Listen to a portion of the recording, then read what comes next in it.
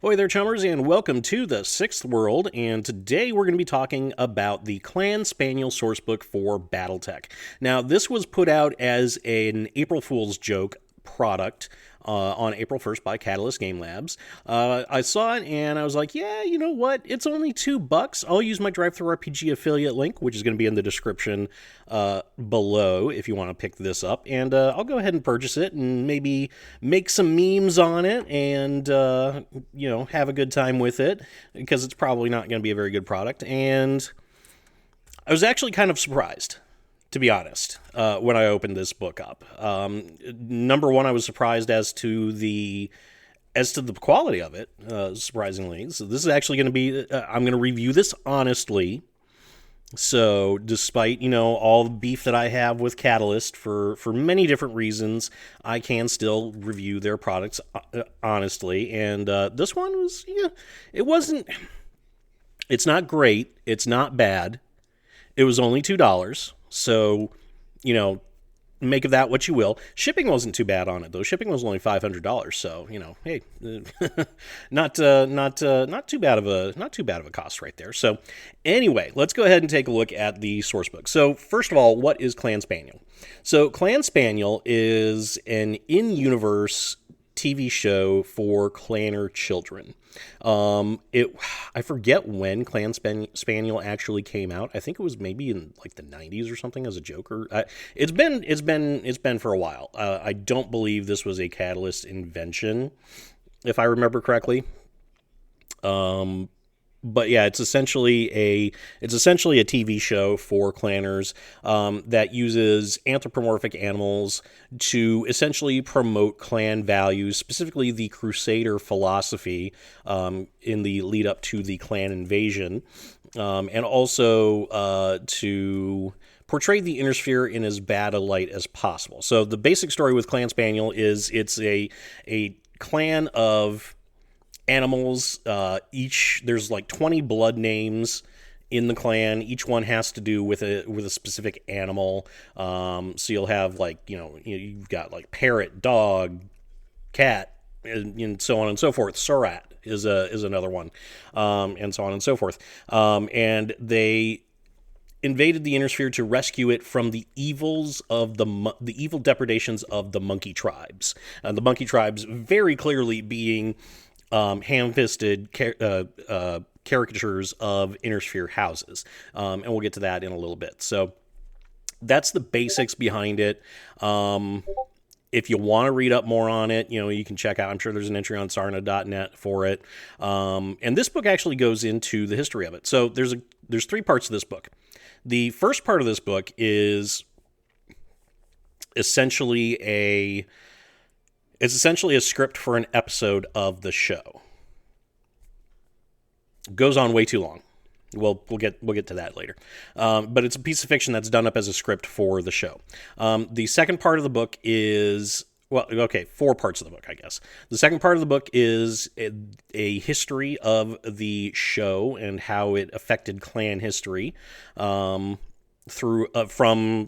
before the invasion, even before the Wolf's Dragoons, all the way up through the Ill Clan era.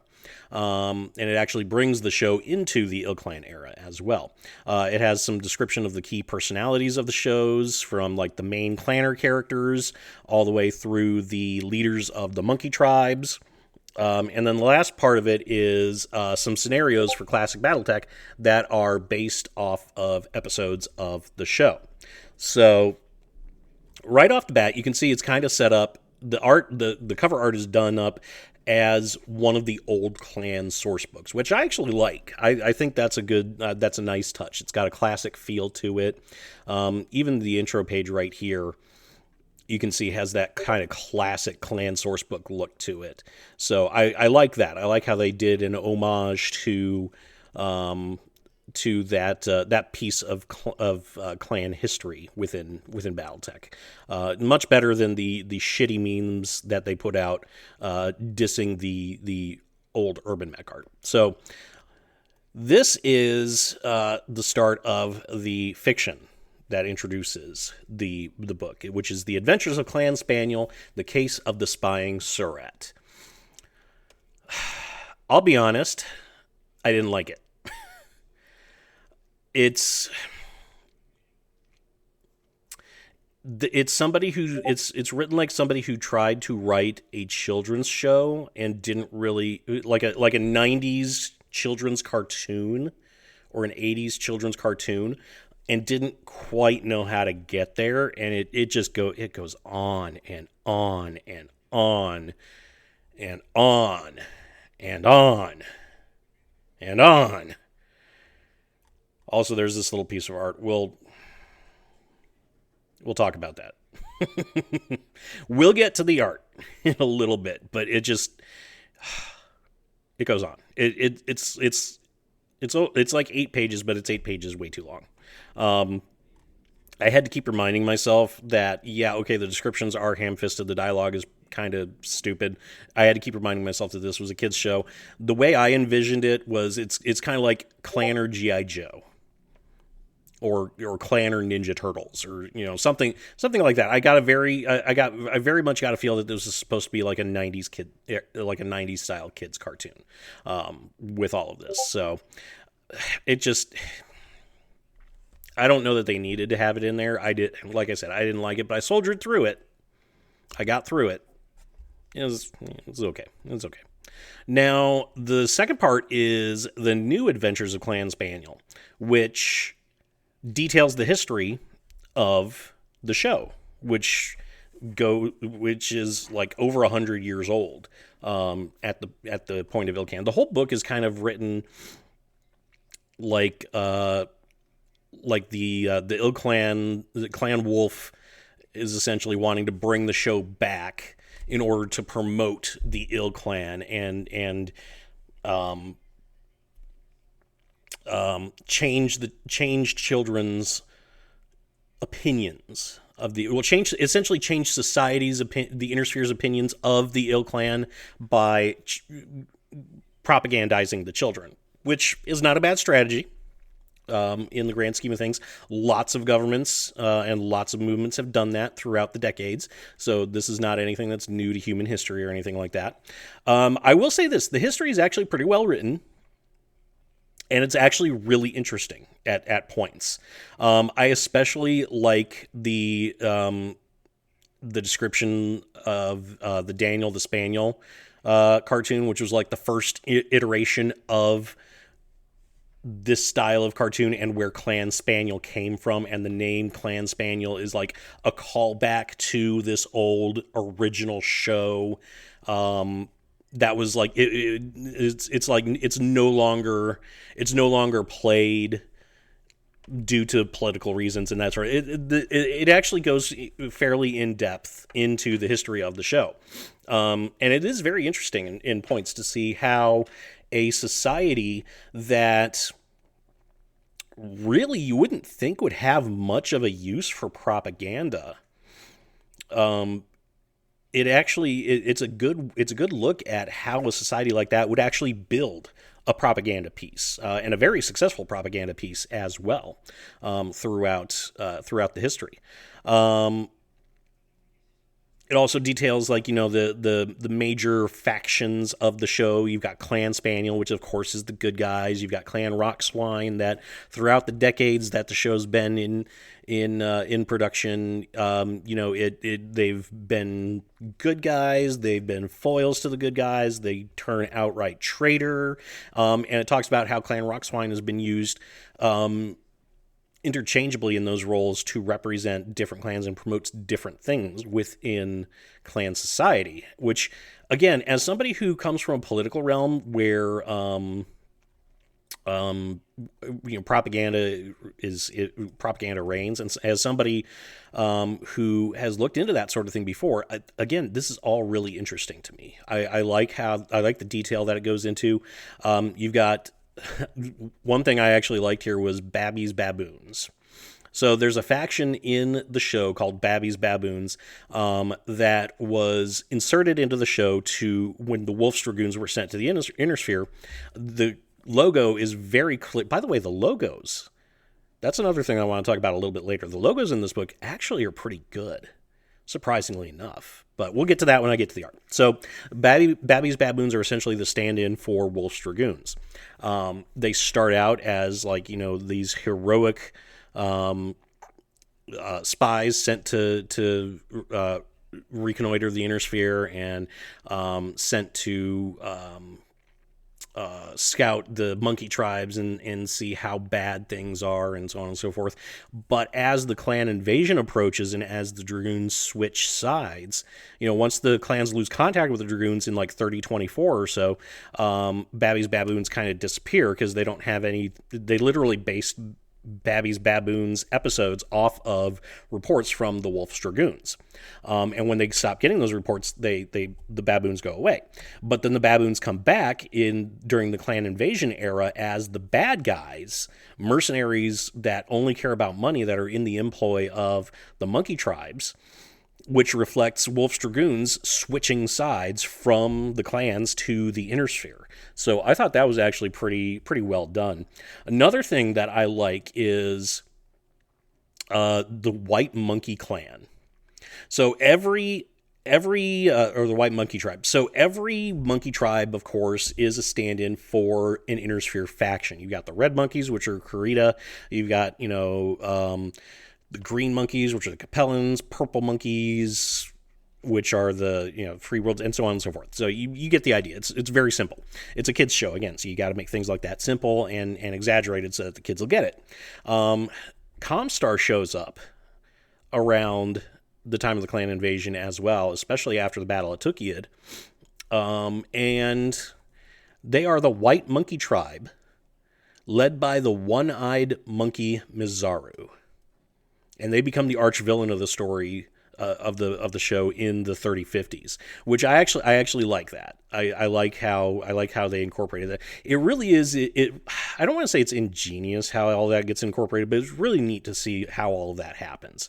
And then it goes into like the history of the production of the show and how it actually was being produced by Clan Buruk, and it was being used by Clan Buruk as a form of communication, clandestine communication with the Dark Caste, which was what led to their trial of annihilation and so on and so forth. It also talks about the very ill-fated live-action adaptations of Clan Spaniel. Spoiler alert, they didn't go well at all. Yeah, that was actually kind of funny how that came into being. The only thing that I don't like about the history of the show is that it falls into the trap of the show being the cause of or influencing or having something to do with literally every single major event in clan history. Like like I said, the annihilation of Clan Buruk actually being caused by Clan Spaniel, all the way to, this show and the Surat character who was kind of this good-hearted but duplicitous idiot is why, clanners use Surat as an insult. I don't like that. It got annoying after a little bit, but other than that, it's a very interesting read. I don't know how canon all of this is, but it's interesting. It's an interesting read. I didn't get bored with it. I actually was engrossed in the history a little bit, and then you get to the profiles of the key personalities of the shows, and this is when you get to the art, which. Okay, you guys know how big I am on art. In TTRPGs and war games and pretty much anything, art is king in my book. Some of these I don't like. I get what they're going for. I get that they're going for a cartoon aesthetic, but I don't think they hit that with these pieces. I really don't. With the Surat, the Surat kind of hits that. This guy a little bit. I think it's less a cartoon style and more of a comic book style, I think is the issue for me with that. And the fox, I don't like that. I don't, the proportions are weird to me. Like the head is way too big, the shoulders are way too small, and it just I don't know. I don't like the profiles. It's just, I don't like the art on the profiles. Like I said, some of them are good, some of them are not so good. Um, but the one thing I do like I was saying, the logos for each of the monkey tribes are actually really, really good.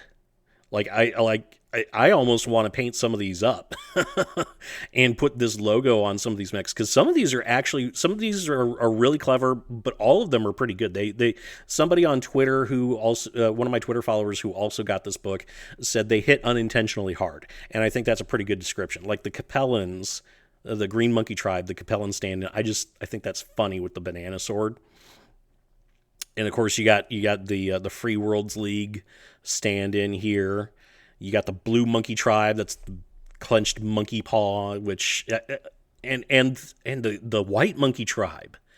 That's the coolest. I think that really is. I really like that. I again, the character profiles, the character art, not so much, but this stuff, the logos, especially the White Monkey Tribe, I really like that. I really think it's cool. And then you got some scenarios here in the back that you can play in Classic. I kind of wish they had some Alpha Strike in here as well. I know what they're wanting to do. Also, why is that just randomly in there? I don't know. I don't know. So anyway, I kind of wish that they had some Alpha Strike stuff in here. I don't think they do. I didn't read through the scenario portion of it so much, but I believe they are all for Classic. So I would like to see some Alpha Strike stuff in here, but it's not a big deal breaker. So final verdict on the Clan Spaniel Sourcebook. Is it great? No. Is it bad? No. Is it all right? Yeah, it's all right. It's all right. It's $2. So again, it's on DriveThruRPG. I'll put an affiliate link to the book in the description of this video, so you can take a look at it and you can purchase it if you want. It's $2. It's not going to break the bank. For what you pay for it, I think it's a 50-page book. It's got like 6 scenarios in it as well. For what you pay for it, I mean, I think you get a pretty good value out of it. And like I said, despite my issues with the book, despite my dislike of the fiction at the beginning, despite my dislike in general of the artwork, especially the character profiles, it is actually a good book. It is actually an interesting read. I read through this in probably about an hour, because I was actually picking through it with a fine-tooth comb. But it wasn't boring. Once you get past that first bit of fiction, which honestly you can just skip if you want to. Once you get past that bit, it's really interesting to see how the show evolves over literally a century, and the efforts that the Ill Clan is making to bring the show back into the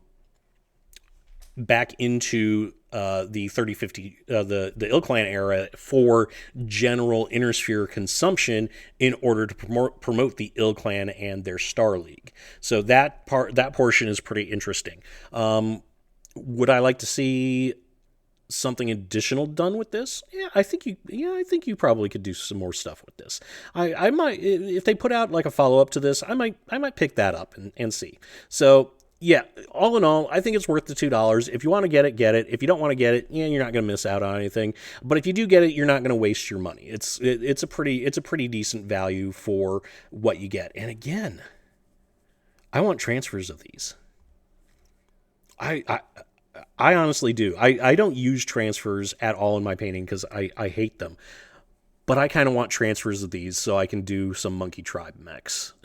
I think that would be pretty fun. So anyway, let me know what you think about this in the comment section below. Did you get this book? Do you have the same criticisms that I do? Do you have different criticisms? Did you love it? Did you hate it? Do you think it's stupid? Let me know in the comment section below. As always, if you liked what you heard, leave a like and subscribe to the channel. Both of those will help me out quite a bit. Also, share this around. Affiliate link in the description below, as well as social media links. And I will see you all next time. And that's the chip truth, chummers. Let me know what you think in the comment section, and don't forget to hit that like button and subscribe to my channel for more Shadowrun content. Hit that notification bell so you will always know when I upload a brand new Shadowrun video, and until next time, remember to shoot straight and never, ever deal with a dragon.